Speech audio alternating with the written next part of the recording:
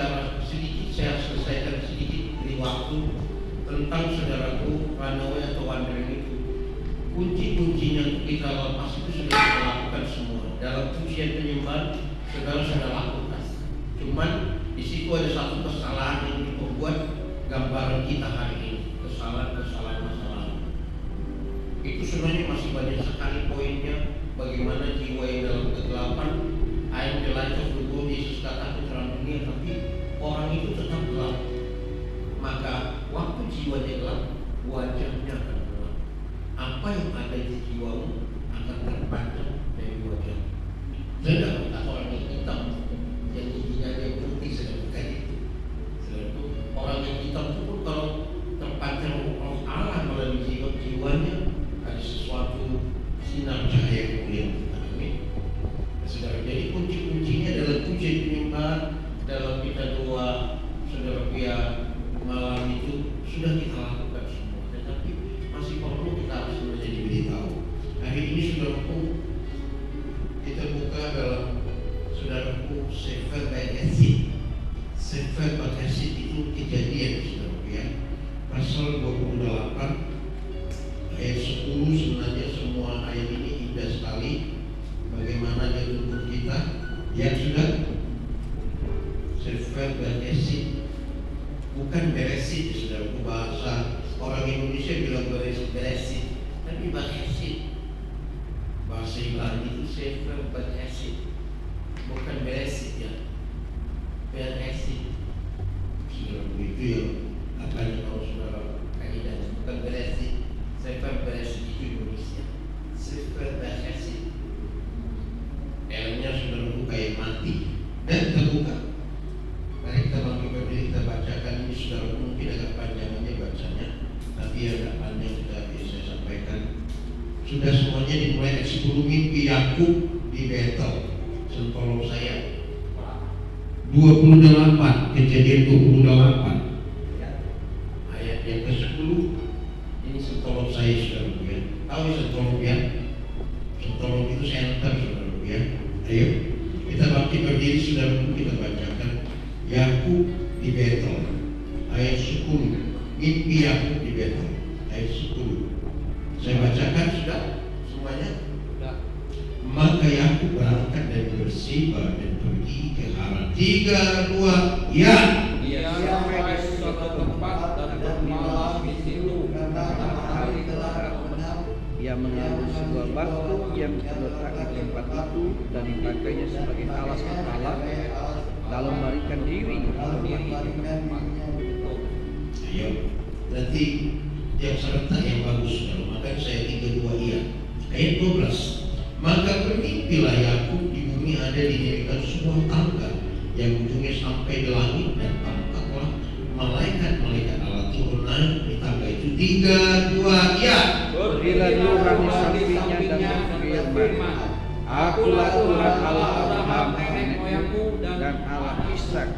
Tanah tempat engkau berbaring ini akan kuberikan kepadamu dan kepada keturunanmu. Ayat 14, kasih Tuhan, keturunan akan menjadi seperti debu tanah, banyaknya dan engkau akan mengembang ke sebelah timur, barat, utara, dan selatan. Dan olehmu serta keturunan semua kaum di muka bumi akan mendapat berkat. 3, 2, ya. Sesungguhnya aku menyertai engkau dan aku akan melindungi engkau kemanapun engkau pergi, dan aku akan membawa engkau kembali ke negeri ini. Sebab aku tidak akan mendiamkan engkau, melainkan tetap melakukan apa yang kujanjikan kepadamu. Ayat 16. Ketika Yakub bangun dan tidurnya, berkata dia, sesungguhnya Tuhan ada di tempat ini, dan aku tidak mengetahuinya. 3, 2, ya. Dia takut dan berkata, alangkah dahsyatnya tempat ini. Ini tidak lain dari rumah Allah. Ini pintu gerbang surga. Ayat 18. Keesokan harinya pagi-pagi Yakub mengambil batu yang dipakainya sebagai alat kepala dan mendirikan itu menjadi tubuh dan menuang minyak ke atas. 3, 2, ya. Ia menamai tempat itu Betel, dahulu nama kota itu Luz. Amin. Silakan dulu saudara. Dan saudara, perjalanan ini dilakukan Yakub, di mana ketika dia mencuri hak kesulungan dari Esau, Sebenarnya kalau saudara lihat nanti di kitab-kitab lain bersaksi di hadapan Allah sebenarnya Yakub itu yang sulung. Saudara, jelas itu dalam apa? Di dalam Hosea. Jadi hak kesulungan itu dari takdirnya alam Allah sudah ditakdirkan dimiliki oleh Yakub. Itu jelas kesaksian Hosea. Ya. Tetapi secara lahiriahnya saudaraku, terkesan dia mencuri hak kesulungan itu. Nah waktu itu Esau itu anggap enteng. Dia pikir hak kesulungan itu hanya hak yang biasa-biasa. Hak kesulungan itu ada beberapa poin. Yang pertama, hak diangkat menjadi raja. Itu guna hak kesulungan. Dalam perjanjian baru, hak kesulungan itu nanti saudaraku dimaktubkan atau disatukan, disebut dengan keselamatan. Itu hak kesulungan. Jadi dalam keselamatan itu semua berkat Allah.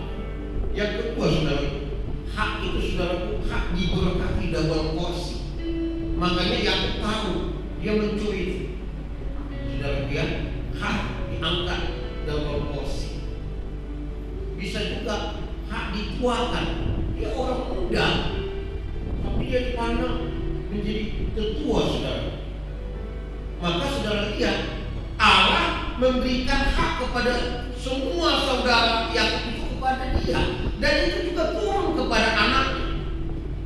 Engkau angkat menjadi kepala, mengepalai seluruh keluarganya. Sama demikian juga saudara anaknya, mengawalnya sama, sekalipun dia masih muda, tapi Allah mengangkat, dituakan, bukan karena dia tua, tapi karena hikmat dan pemilihan Tuhan. Di dunia ini saudaraku, kalaupun dia kakak kita, lalu ada adik hamba Tuhan, saya beritahu dengan tegas saudara, dalam roh itu tidak ada kedagingan. Tahukah saudara, abangnya Musa panggil dia, saudara apa? Tuanku. Harun memanggil.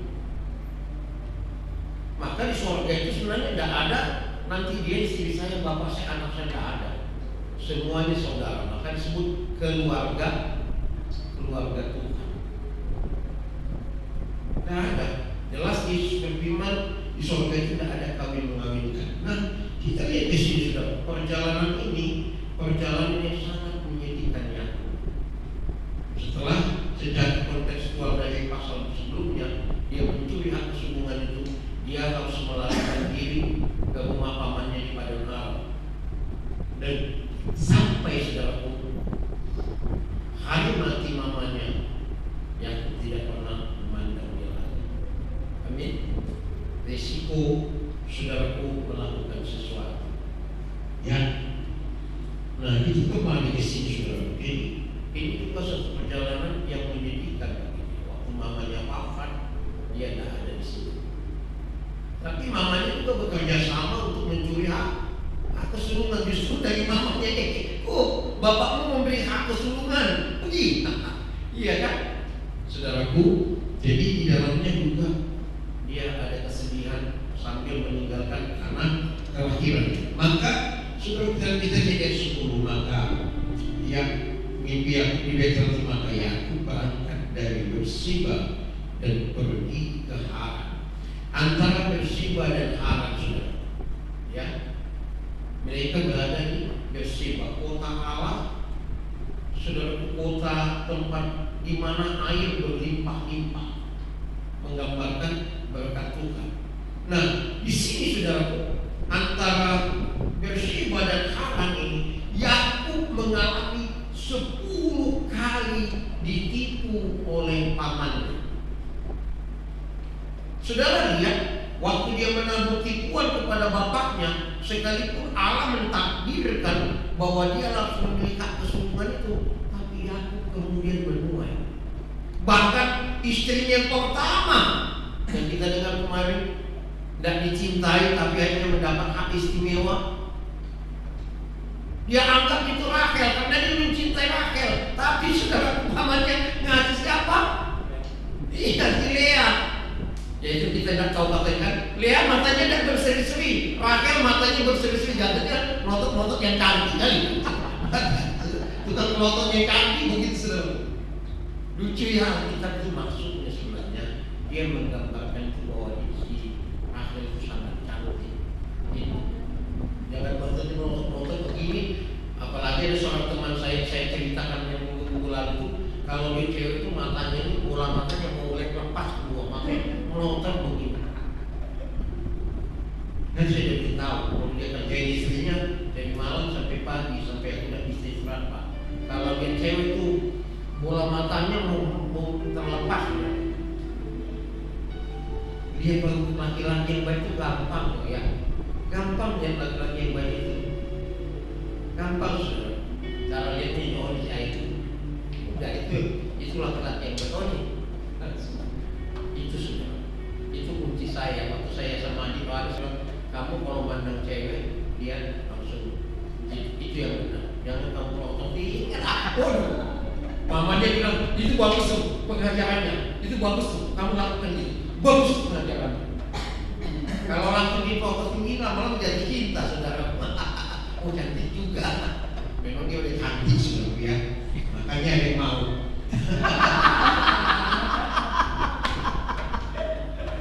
Tapi nanti saya ini kalau udah kesampaian aja. 10 kali dia mengalami penipuan dari pamannya. Menabur tipu menuai tipu muslihat. Mungkin kita tidak menipu saudara, tapi seringkali kita menipu diri sendiri. Orang yang menipu itu saudara, dia tidak jujur kepada dirinya sendiri. Dia mudah menipu orang lain. Maka integritas dalam kejujuran itu paling penting di hadapan Tuhan. Kalau saudara jujur kepada Tuhan, saudara akan jujur kepada orang lain. Amin. Tapi kalau engkau tidak jujur kepada dirimu sendiri, engkau berpikir orang lain tidak tahu. Tapi ingat, ada yang tahu siapa? Tuhan. Nah, karena kita seperti itu, kita pikir ketika kita menipu diri kita sendiri, orang lain tidak tahu, dia lupa. Tuhan tahu. Tuhan tahu. Maka jujurlah kepada dirimu sendiri, maka engkau akan jujur kepada orang lain, dan orang lain akan jujur kepadamu, dan Allah memperlakukan engkau sebagai orang benar. Amin. Amin saudaraku. Maka orang benar itu semua jujur, sekalipun dia masih memiliki kekurangan. Nah, Allah saudaraku apa? Memproses kegagungannya dalam tipu muslihat, dalam tipu-tipu. Banyak juga kita bisa ketawa terbahak-bahak, tapi hati kita sedang menangis. Bisa aja cerita yang lucu-lucu saudara, wah kakak. Setelah itu saudara kembali ke dalam dirimu, saudara sedih. Karena saudara Tuhan tahu hati manusia, 10 kali dia mengalami. Dan karena capeknya saudaraku, Kristus dia mulai sampai begitu capek dia jalan. Kemudian saudaraku ayat 11 dia mulai membalikkan diri. Jelas dia mengambil batu lalu ditaruhnya, kemudian dia tidur. Saudaraku ini berbicara tindakan profetik yang Kristus dikatakan adalah batu karang yang teguh. Dia menjadikan Kristus kepala. Kalau kau menjadikan Kristus sebagai kepala, kamu akan tenang dan teguh. Karena sebenarnya gerasa, rusuk itu semua lahir dari sini. Tak usah jauh-jauh. Saudaraku, sakit lambung itu dari sini. Kalau udah penuh pikirannya, di sini dia akan ngontak ke sini.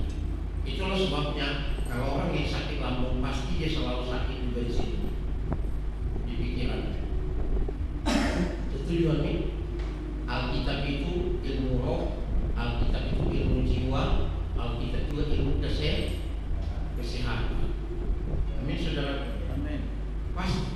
Bahkan dokter bilang bahwa kita ini the second brain, otak kedua. Maka kalau pikiranmu terlalu kasar, kalau pikiranmu penuh, tidak dapat lagi mencerna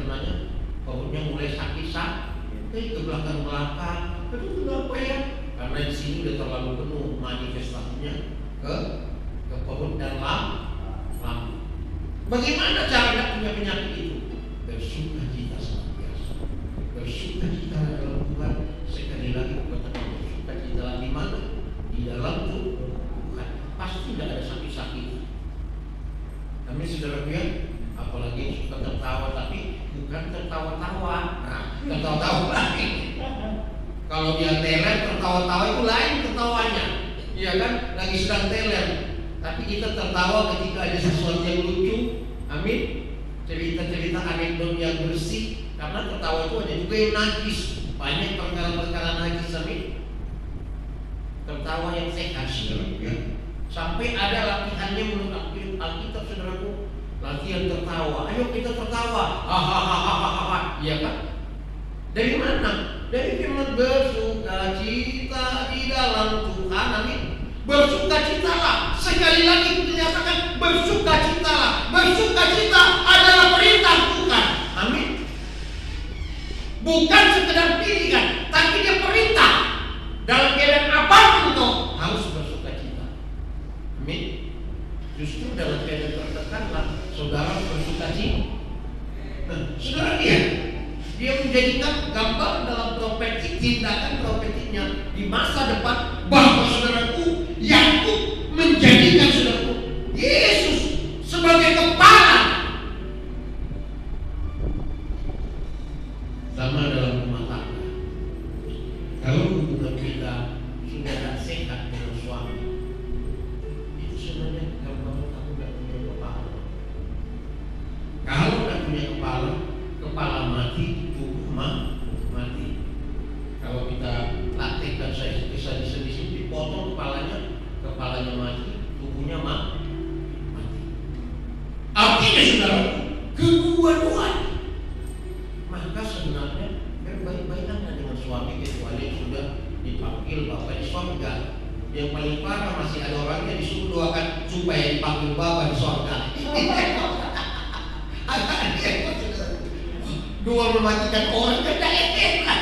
Jangankan itu saudaraku, saya di rumah sakit, ibu sudah hampir meninggal, bapaknya terlalu terus terang Pak pendetanya. Lagi di depan istrinya sudah menyusut anak. Langsung Pak kepalanya bilang, kamu udah siap jadi duda? Bayangkan dong, kamu udah siap jadi duda? Aduh, seorang gembala. Kalau saya sebut namanya kalian tahu. Langsung suaminya, saya ada di situ. Kok sampai hati sekali, Pak. Istri saya lagi sekarang. Bapak gembala saya dipanggil kemana ya? Kenapa dia sampai hati sekali ngomong? Kau udah siap jadi duda? Udah siap? Di sini udah mau mati. Di depan masih dia sadar, tetapi memang sudah tidak ada pertolongan, sudah krisis dan kritis, tapi masih sadar. Hanya sudah lama. Tersandung bapak itu pelayan Mandarin servis, saudara. Di sana dapat gambarannya kan? Mandarin servis sampai hari ini juga ke situ. Unta balik kaki 3, hilang 1 kilo. Ada lagunya itu saudaraku, yang lagu sekolah minggu yang menyatakan kepala saudara terputus dari tubuh. Waktu Yohanes saudaraku dipotong, dipenggal, kepalanya terpenggal, kemudian pada zaman itu mati saudaraku. Gambaran gereja Tuhan terputus hubungannya dengan Tuhan. Karena suami adalah kepala, istri adalah tubuh. Suami saudaraku, suami adalah kepala, istri adalah tubuh. Nah, tahukah saudaraku dalam pembahasan Rasul Paulus bahwa waktu perempuan-perempuan berdoa, laki-laki sebagai tameng pelindung. Digambarkan baju-baju rahib itu saudara yang pakai seperti hijab. Itu berbicara emosi, perlindungan seorang laki-laki atas perempuan. Karena iblis suka memandang-mandang perempuan. Itu dari Rasul Paulus. Maka laki-lakilah sebagai pelindung perempuan secara rohani. Ketika saudaraku, suami mengaksen dalam hidupmu secara roh, tidak tahu lagi siapa perlindungan. Maka imam-imam penyesat pada zaman dahulu itu selalu perempuan, karena kehilangan perlindungan seorang laki-laki dalam dunia roh dan dunia jasmani. Maka di Efesus ada 5.000 sampai 6.000 perempuan pelacur bakti sebagai, saudaraku, rohaniawati. Siapa? Dewi Diana, Artemis dan Dewi Diana. Dewi Diana itu digambarkan patungnya itu payudaranya banyak sekali. Berapa? 12 atau 8 patungnya. Karena digambarkan sebelum menyembah Dewi Diana, semua laki-laki itu harus datang dan melakukan hubungan seks, saudara. Bukan hubungan suami istri. Kalau suami istri itu wajar, mantap, bagus. Tapi hubungan seks karena bukan suami. Kepada siapa? Kepada imam-imam penyesat itu. Mereka harus melakukan itu. Itu saudara, penyembahannya. Penyembahannya di situ. Makanya sampai hari ini semua penyembahan berhala, semua penyembahan wajah setan pasti syaratnya berada di sana. Mau setan apapun, mau di langit, di bumi, di darat, pasti selalu di sana. Di Gunung Kemukus ada tukang jual tikar, saudaraku, untuk melakukan apa? Syaratnya. Di Pantai Carita, saudaraku, ada untuk apa? Kalau mau lakukan harus dulu. Dan ada ibu-ibu yang datang, pelajar-pelajar di sana sengaja untuk mempersiapkan dirinya nanti. Dia dibayar melakukan itu. Ditanya sama orang punya, kamu sudah lakukan? Sudah. Dinajiskan dulu orang itu. Karena apa? Karena iblislah kenajisan itu. Bentuk wujud iblis itu adalah kenajisan. Bukan hanya berbicara seks. Bentuk wujud Allah adalah kesucian dan kebenaran. Amin. Katakan bersama dengan saya, iblis itu najis, 3 goyang. Iblis itu najis. Tuhanku kesucian. Tuhanku kudus. Iya. Makanya tidak usah semua penyembahan di berhala dimanapun di seluruh muka bumi pasti mereka dinajiskan. Tapi kalau Yesus menjadi kepala, engkau akan dituntun. Jadi kepalanya ada mata, ada alat ucap, ada penciuman, ada telinga. Dia akan tuntun sudah. Amin. Jadi saudaraku, alangkah lebih baiknya kita memulihkan hidup pernikahan kita. Memang saya tidak berkata bahwa menikah itu gampang. Menikah itu sulit. Amin, saudaraku, tidak mudah. Tetapi percayalah, kalau Tuhan turut campur, yang sulit menjadi tidak sulit. Yang tidak cocok kembali dicocokkannya. Yang tak pulih kembali dipulihkannya. Amin.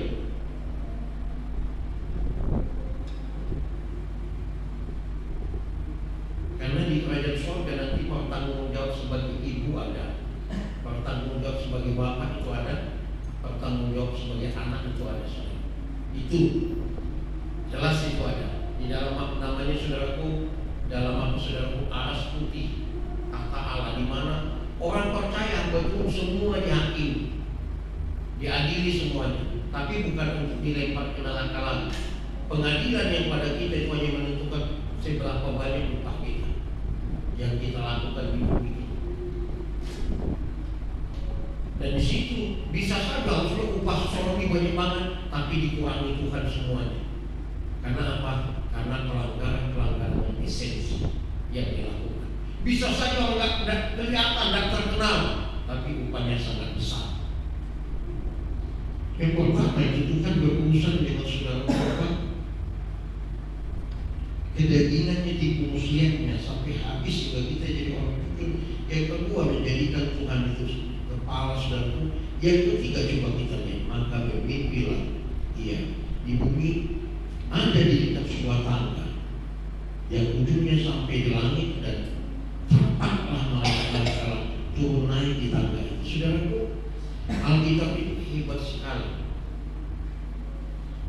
perjanjian baru, Yohanes pertama, Yohanes kedua, ada orang menyaksikan perkara yang sama. Siapa saudara? Ada yang melihat kejadian itu. Perkara yang sama, bagaimana tangga diturunkan padahal waktunya berbeda, zamannya berbeda, pribadinya, tapi melihat penglihatan yang sama. Inilah buktinya bahwa Alkitab kita ini firman Tuhan, bahwa roh yang sama yang bekerja kepada orang yang berbeda, bisa bangsa yang berbeda, bisa pribadi yang berbeda, tapi roh yang satu, yaitu Roh Kudus yang bekerja. Saudaraku, saya mau berlogika sedikit ya. Biasanya kalau Tuhan berbicara kepada kamu melalui mimpi, itu sebenarnya tanda kau tidak dapat ditemukan Tuhan waktu tidak bermimpi diberikan sesuatu. Tapi tidak salah, karena salah satu saudaraku, bermimpi itu juga tanda Tuhan berbicara. Dan biasanya kalau Tuhan memakai cara berbicaranya harus melalui mimpi, Tuhan akan selalu datang ke sana karena engkau nyaman di sana, engkau menangkap frekuensi Allah di dalam mimpi. Tapi kalau dalam saudaraku engkau bisa mendengar cara Tuhan berbicara segala cara, maka Dia akan gunakan segala cara itu. Paling tidak kalau kita belajar som dulu, karena saya mengajar som juga, ada 18 cara bagaimana Tuhan berbicara. Salah satu melalui mimpi. Nah, saudaraku, ini sebenarnya temanya ini paling bagus sebenarnya. Dream to be vision. Mimpi yang menjadi apa? Itu kalau saudara suka juga. Mimpi yang menjadi visi. Saya cerita sedikit saudaraku. Saya tidak banyak bermimpi, tapi ada mimpi-mimpi pewahyuan juga saudaraku. Waktu umur 25 tahun itu kalau saya pergi ke mall, saya selalu lihat siapa Tuhan di samping saya.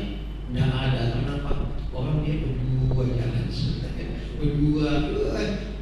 Anak pemuda-pemudi itu udah kayak bebek, berdua jalan. Wah, pegangan, dirangkul lagi gitu kan. Saya selalu, mana sapi gua Tuhan.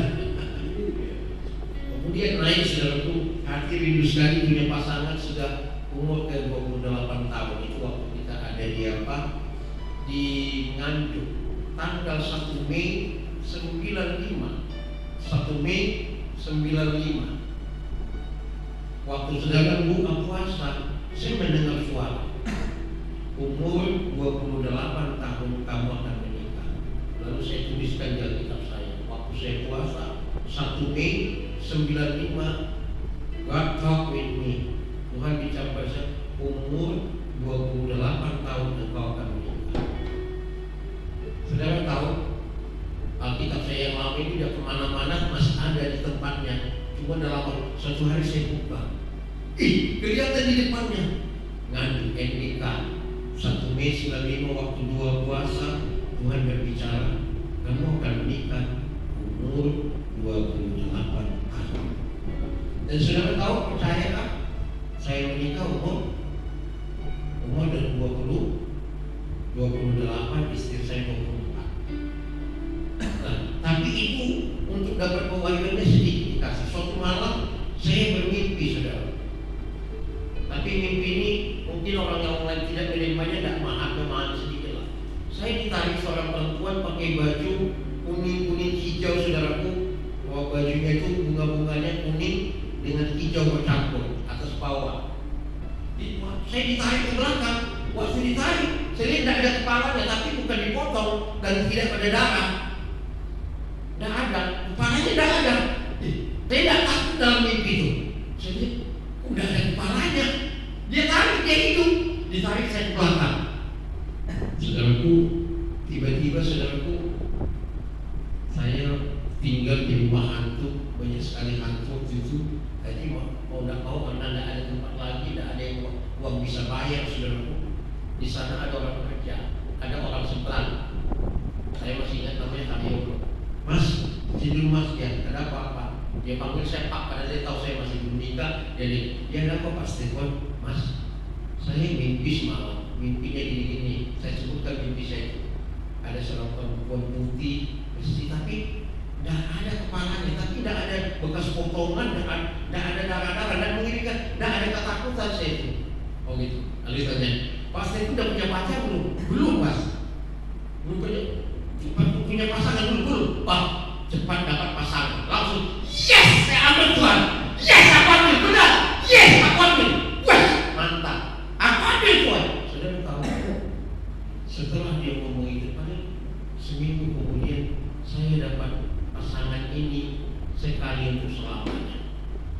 Dia orang keempat bagi saya, tapi saya itu orang keempat bagi dia, tapi bagi saya dia orang pertama dan selanjutnya.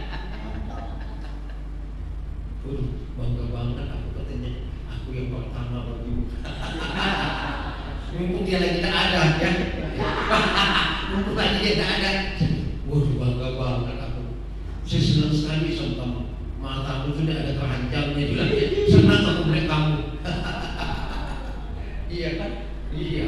Nggak ada keranjangnya. Kalau si aku kan semua buahan dimasukin sampai habis keranjangnya. Mana mau diisi lagi?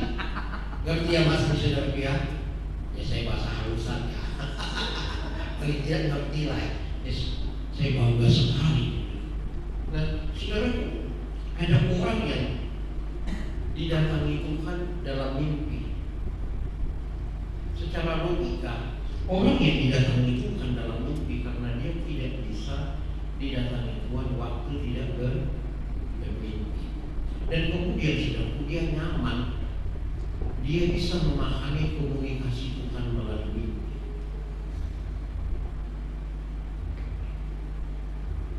Ada beberapa bagian waktu kritis saya dikasih Tuhan mimpi. Satu lagi saudaraku, jam 8 malam itu apa saya meninggal. Di depan saya kita lagi teleponan semua. Dia masih krisis, masih kuat mulanya, masih kuat saudara. Beberapa minggu dia udah meninggal, saya doakan dia bangkit lagi saudara. Ada buktinya. Dokter bilang ini tadi kira-kira 1 jam lalu, ini sudah tidak ada. Ini sudah tidak ada. Tadi seperti pingsan kan Pak? Iya. Tadi tidak ada. Sudah keluar, maaf ya. Tanda orang mau meninggal itu kencing, itu pasti dia keluar. Kalau tidak, saudaraku semennya pasti keluar lagi. Pasti keluar kalau itu saudara. Tadi ini sudah tidak ada. Doain. Tidak tahu pokoknya dokter, tunggu saja. 1 jam lagi bangkit saudara. Tidak lama dari situ. Tidak lama. Nah, meninggal di jam 8 malam. Langsung saya tidak bisa tidur. Waktu itu COVID tinggi sekali di Jakarta. Saya tidak bisa tidur. Tidak bisa tidur saya. 2 minggu itu waktu Bapak meninggal, saya tidak bisa tidur. Saya tiba-tiba saudaraku menjelang jam 3 tidak salah kurang 5. Saya seperti ketiduran. Saya lihat papa saya, kemudian saya lihat papa saya dalam baju yang dia meninggal tadi. Karena jam 8 kan, jam 8 hari ini bisa malam, jam 3 kurang 5 menit dari pagi itu dia datang dengan baju yang dia waktu meninggal. Dia bilang begini, nah datang ya, iya lah papa itu. Kamu pulang dan saya lagi di Jakarta. Kamu pulang ya. Iya papanya. Saya berkata begini, baiklah Pak. Iyalah Pak. Pulang. Iya Pak. Baru saya beritahu, aku orang Kristen, anak Tuhan, hamba Tuhan. Aku tidak mau lagi berkalang atas kecepatan tinggi saudara terbang sekejap. Kecepatan tinggi saudara. Aku hamba Tuhan, anak Tuhan. Aku tidak mau lagi berkalang perkara seperti ini. Aku hamba Tuhan. Langsung hilang dengan kecepatan tinggi, saudara. Besok saya harus COVID, periksa. Tinggi banget Pak, dokter bilang. Saya tidak tinggalkan, jangan kamu ngomong dulu. Nanti bisa tidak dapat, tidak bisa dapat pesawat. Jangan ngomong dulu. Oh, Bapak tidur di sini di tempat AC, tiduran. Datang jangan. Periksa lagi 15 menit. Kok semuanya tinggi banget? Fokus di tangan, berbicara pada dokter.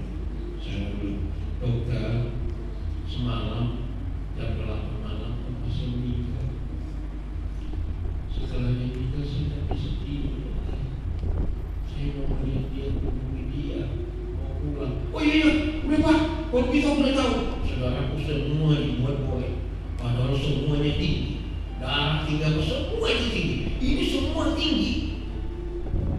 Aku meninggal semalam jam 8 dia datang. Langsung ya, aku tampak langsung beres semuanya, langsung diberesin. Saudara dia, impian kepada saya hanya tuntunan Tuhan dari tidak bisa kami berjalan sampai dibuka Tuhan jalan, ditunjukkannya kamu bisa pulang. Nah, pada waktu itu kalau tidak meninggal, menantu pun tidak boleh, hanya anak kalau meninggal boleh pulang. Allah tunjukkan kepada saya melalui mimpi bahwa saya bisa pulang. Tapi kalau saudara dituntun Tuhan melalui mimpi, jangan nikmati saja hal itu banyak. Karena itu juga salah satu cara Tuhan berbicara. Amin. Dan apa di mimpinya itu? Dia melihat malaikat Allah turun naik. Saudaraku, kalau saudara mendengar suara bagus, saudara dapat penglihatan bagus, saudara dapat mimpi bagus, paling tidak ada 18 cara Allah berbicara. Salah satu juga di dalam waktu, situasi dan kondisi. Amin. Special time Tuhan. Sangat baik saudara. Tapi persoalannya ini, dari semua 18 cara Tuhan berbicara, cara mana? Oh Pak, aku tidak tahu bagaimana mendengar suara Tuhan. Lagi parah keadaan, sangat membahayakan. Datang suara setan nanti saudara gampang percaya. Saya tidak tahu mendengar suara Tuhan bagaimana Pak.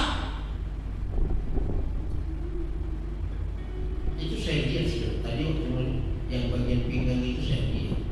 Itu tidak sembarang ngomong. Bukan sekali 2 kali saya di sini. Di mana-mana pasti begitu. Lagi diundang di satu persekutuan, saya agak terlambat 10 menit, saya diam. Tiba-tiba saya lihat lutut sakit sebelah kanan, sebelah kiri. 10 menit udah mau korban, langsung saya bilang, di sini ada seorang ibu, kakinya waktu itu dia jatuh, tapi tidak merasa sakit. Tapi sekarang kakinya yang ini sakit. Kalau kamu di situ berdiri, langsung dia berdiri saudara. Tapi Tuhan pun beritahu itu orangnya. Itu langsung lisan saudara. Amin. Nah, mari saudara dapatkan cara pewahyuan Allah dengan berbagai cara. Sudah bisa datang nyaman Tuhan berbicara melalui mimpi, puji Tuhan. Tingkatkan lagi bagaimana melihat situasi kondisi. Satu lagi kalau Tuhan bicara melalui kondisi saudara. Waktu itu kami belum punya mobil. Saya kalau jemput orang tua saya datang, waktu itu belum almarhum satu papa. Jadi saya harus pergi ke bandara. Saudara ya, bisa naik ojek saya. Nah, saya pakai mobil apa itu Damri ya, Damri. Nah, waktu itu lagi sedang tidak ada yang lewat Kalideres. Biasanya buat Damri itu ada yang lewat Kalideres. Nah, jadi kita harus lewat apa? Grogol, arah mau flyover itu saudara itu kita turun di situ. Nah, kan saya turun dengan papa mama bertiga. Tiba-tiba kira-kira 100 meter di depan kami banyak sekali anak SMA saudara. Banyak sekali anak SMA. Lalu ada polisi URC 1-2 orang agak di depan mereka dengan di dekat kami. Polisi URC saudara pakai sepeda motor. Waktu itu saya lihat situasi kondisinya, saya perhatikan anak SMA ada kurang lebih 100 orang. Cepat, cepat. Kami jalan saudaraku, lalu kami masuk satu jalan itu yang arah ke apa itu namanya itu ya, pokoknya arah yang di Grogol itu, yang ada gereja GSC kan saudaraku. Kami masuk, baru masuk saudaraku, cepat, baru masuk, batu berterbangan. Batu berterbangan melempar siapa? Melempari polisi. Batu itu berterbangan. Seandainya kita tak ada, kita diterima mereka. Polisi saudaraku dengan anakku berterbangan banyak batu. Itu lah ngomong begitu ya, kata bapak saya. Anda itu gimana ya? Batu itu banyak berterbangan.